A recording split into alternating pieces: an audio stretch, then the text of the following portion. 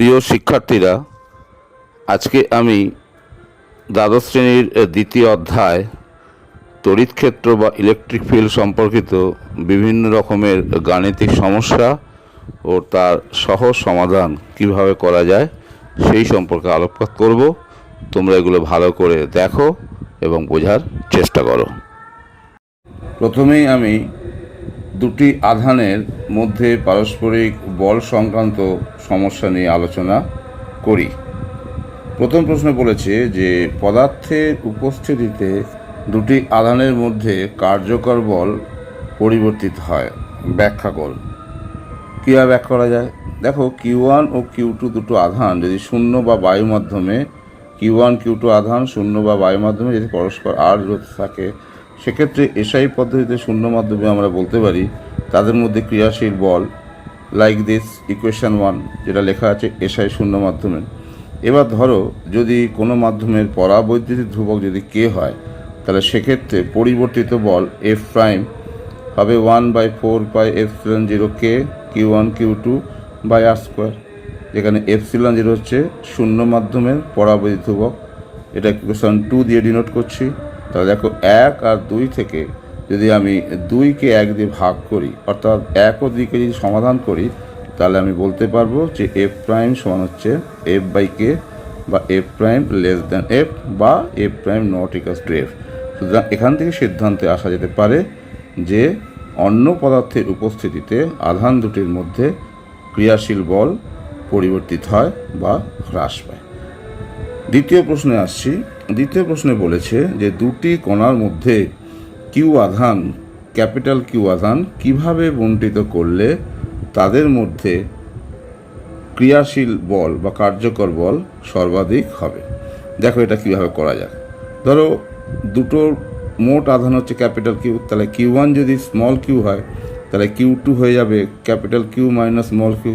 সুতরাং আমি যদি কুলম্বের সূত্র যদি প্রয়োগ করি, দেখো এখানে মানগুলো আমি বসিয়েছি, আমি এখানে সিজিয়ে শূন্য মাধ্যম ধরেছি।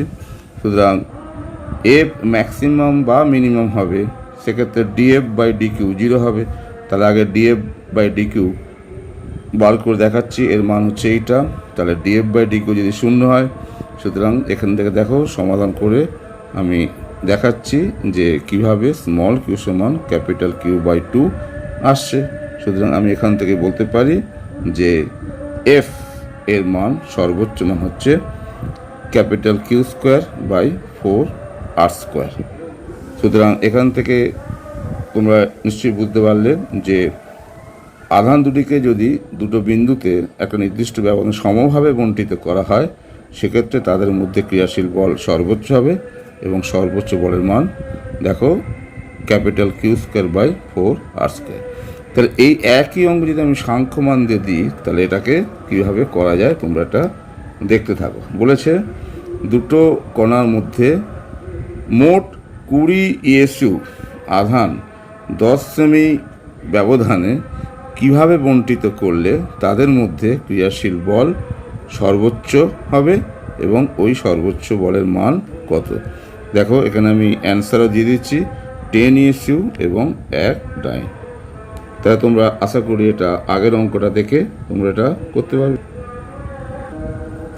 এবার আমি 3 নম্বর প্রশ্নে আসছি। 3 নম্বর প্রশ্নে বলেছে যে এম ভরের স্মল ই আধানের ইলেকট্রন জেড ই আধানের নিউক্লিয়াসের চতুর্দিকে স্মল আর ব্যাসার্ধের বৃত্তপথে ঘুরলে ইলেকট্রনের বেগ কত হবে। তা দেখো আমি ধরে নিচ্ছি এখানে নিউক্লিয়াসের আধান হচ্ছে জেড ই হচ্ছে ইলেকট্রনের আধান, আর ব্যাসার্ধের বৃত্তপথে ধরে নিচ্ছি ভি বেগে প্রদক্ষিণ করছে। সুতরাং এক্ষেত্রে equation of motion of electron কত হবে না M V square by R equal to Z into E by R square, কুলম্বের সূত্রানুসারে। তা দেখো এই সমীকরণ থেকে যদি আমি সমাধান করি, তাহলে ভি এর মান পেয়ে যাব √/, JD square by M R. ওকে, এবার আমি নেক্সট প্রশ্নে আসছি। তার আগে আমি একটা অঙ্ক তোমাদের দিচ্ছি, ভেক্টরের অঙ্ক, যেটা এক্ষেত্রে প্রয়োগ করা যেতে পারে।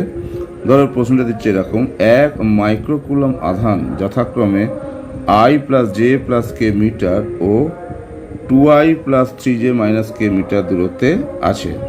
উহাদের মধ্যে ক্রিয়াশীল বল কুলম্বীয় বল কত। অ্যান্সার দেওয়া আছে।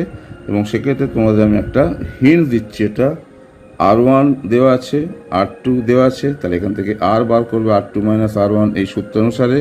সেখান থেকে মড R বার করবে, করে দেখো এই যে কুলম্বের যে সূত্র, এই সূত্রে বসাবে। এখানে Q1 আর Q2 মান 1 মাইক্রোকুলাম বা 10⁻⁻6 কুলাম দেওয়া আছে। এই সূত্রে প্রয়োগ করবে, উত্তরটা আশা করি পেয়ে যাবে। এই ধরনের আরেকটি অঙ্ক আমি দিচ্ছি, চতুর্থ প্রশ্ন দিচ্ছি। কি প্রশ্নটা বলছে যে পি ভেক্টর, অর্থাৎ পি ভেক্টর হচ্ছে দ্বিমেরু ভ্রামক, যার মান দেখো দেয়া আছে কুলম্বিটার।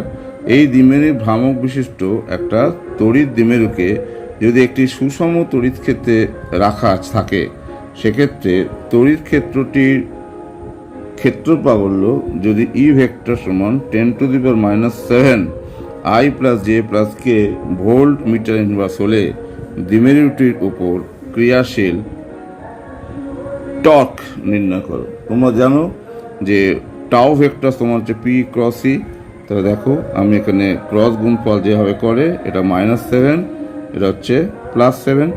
তাহলে ক্রস গুণফলের নিয়ম অনুসারে দেখো আমি করে দেখিয়েছি, তোমরা ভালো করে লক্ষ্য করে দেখো। ক্রস গুণফলের নিয়ম অনুসারে আমি প্রমাণ করে দেখাইছি যে টাওয়ের মান হচ্ছে এত, অর্থাৎ 8.6 নিউটন মিটার।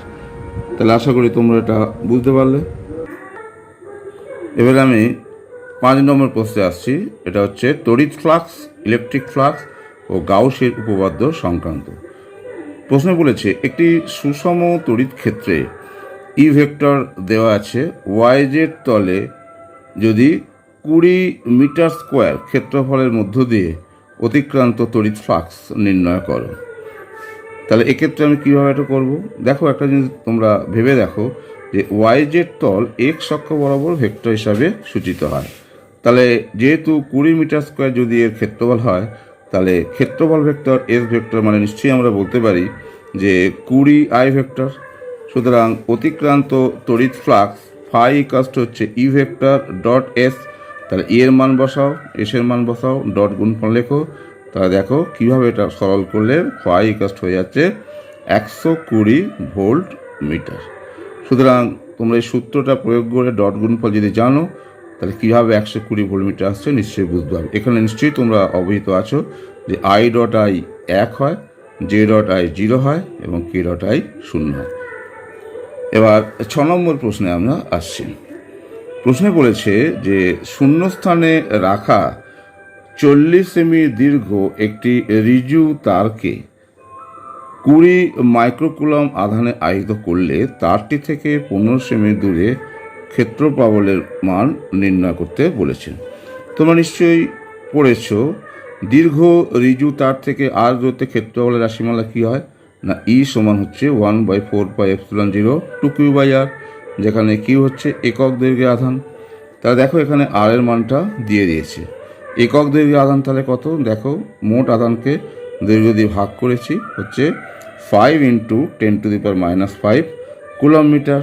সুতরাং সূত্র যেটা আমরা জানি যে ই ইকাস টু 1/4πε0 2q/r। দেখো এখানে মান বসিয়েছি, সরল করে দেখিয়েছি। ই এর মান হচ্ছে 6 × 10⁶ নিউটন পার কুলাম। তাহলে তোমরা ফ্লাক্সের অঙ্ক কেমন বুঝলে, আমি তাহলে কয়েকটা অঙ্ক তোমাদের দেখাচ্ছি, তোমরা এই অঙ্কগুলো দেখো। 1 নম্বর প্রশ্ন দেয়া আছে, তোমরা এটা ভালো করে দেখে নাও। প্রথম প্রশ্ন আছে, একইভাবে দ্বিতীয় প্রশ্নটা লক্ষ্য করে দেখো। গাউসের উপপাদ্য থেকে প্রমাণ করো পাতলা গোলীয় খোলকের ক্ষেত্রে পৃষ্ঠে ক্ষেত্র প্রাবল্য ই সমান হচ্ছে σ/ε0। সিগমা সমান যেখানে পাতলা গোলীয় খোলকের পৃষ্ঠে আধানের তলমাত্রিক ঘনত্ব। পাতলা গোলীয় খোলক বলতে থিন স্ফেরিক্যাল সেলকে বোঝাচ্ছে। 3 নম্বর প্রশ্নে বলছে যে শূন্য স্থানে 1 কুলম ধনাত্মক আধান থেকে কত সংখ্যক তড়িৎ বলরেখা নির্গত হবে। এর হিন্টস হিসাবে তোমরা গাউসি উপপাদ্য প্রয়োগ করো, অর্থাৎ surface integral E dot DS ইকাস two q/ε0। শেষের প্রশ্নটা খুব ইম্পর্টেন্ট প্রশ্ন, বিভিন্ন টেস্ট পেপার এবং কোশ্চেন ব্যাংকে তোমরা লক্ষ্য করে দেখবে যে গাউসের উপপাদ্য থেকে কুলম্বের সূত্র প্রমাণ করো। এটা খুব ভালো প্রশ্ন, আশা করি তোমরা এটা করতে সমর্থ হবে। এবার আমি সুতোর টান ও উলম্বের সঙ্গে সুতোর নতি সংক্রান্ত একটি অঙ্ক করে দেখাচ্ছি, তোমরা দেখো। প্রশ্নে বলেছে 7 নম্বর প্রশ্নে বলেছে এম ভরের কিউ আধানের দুটি বস্তুকণাকে 1 সেমি দীর্ঘ অন্তরক সুতোর সাহায্যে একটি বিন্দু থেকে ঝুলিয়ে দেওয়া হলো। বলছে যে সাম্যাবস্থায় প্রত্যেকটি সুতো অনুভূমিকের সঙ্গে 45 ডিগ্রি কোণে আনত থাকলে প্রমাণ করো কিউ সমান √2mg, এখানে জি হচ্ছে অভিকর্ষের ত্বরণ। তোমরা এক্ষেত্রে ভালো করে ছবিটা লক্ষ্য করে দেখো।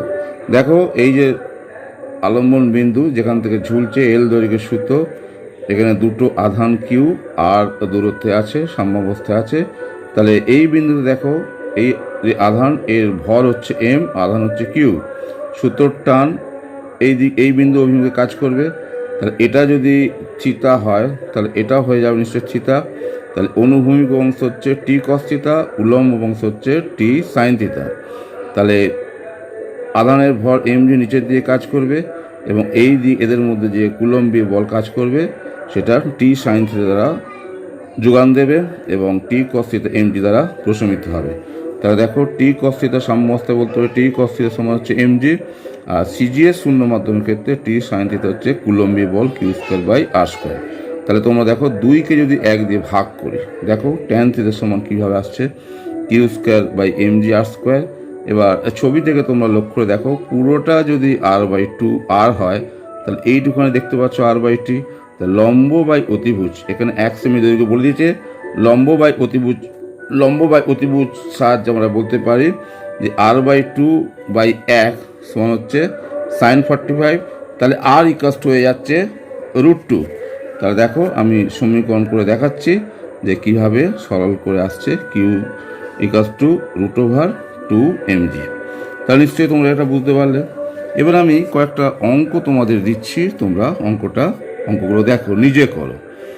এম কেজি ভর কিউ কুলম আধানের দুটি ছোট গোলক এল দৈর্ঘ্যের কি বলেছে না নগণ্য ভরের দুটি পরিবাহী সুতো দিয়ে নির্দিষ্ট বিন্দু থেকে ঝোলানো আছে।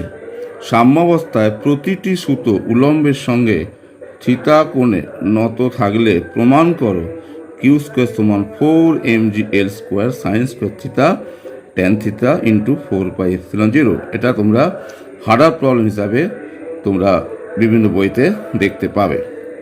ঠিক পদ্ধতি কিন্তু একই রকম। এবার শেষ প্রশ্নে আসছি, বলছে 80 মিলিগ্রাম ভর ও 20 nano coulomb NC nano coulomb আধানের একটি দোলক পিণ্ড কি বলছে না 20 কিলো ভোল্ট পার মিটার সুষম তড়িৎ ক্ষেত্রে স্থিরাবস্থায় আছে। দোলকের সুতোর টান ও সুতোটি উলম্বের টান ও সুতোটি উলম্বের সাথে নতি নির্ণয় করো। অ্যান্সারও আমি দিয়ে দিচ্ছি, তোমরা এটা করার চেষ্টা করো। তাহলে আজকে আমি তড়িৎ ক্ষেত্র সম্পর্কিত বিভিন্ন রকমের অঙ্ক নিয়ে আলোচনা করলাম, কিছু অঙ্ক করে দিলাম এবং তোমরা কেমন বুঝলে সেটা বোঝার জন্য কিছু অঙ্ক করতে দিলাম।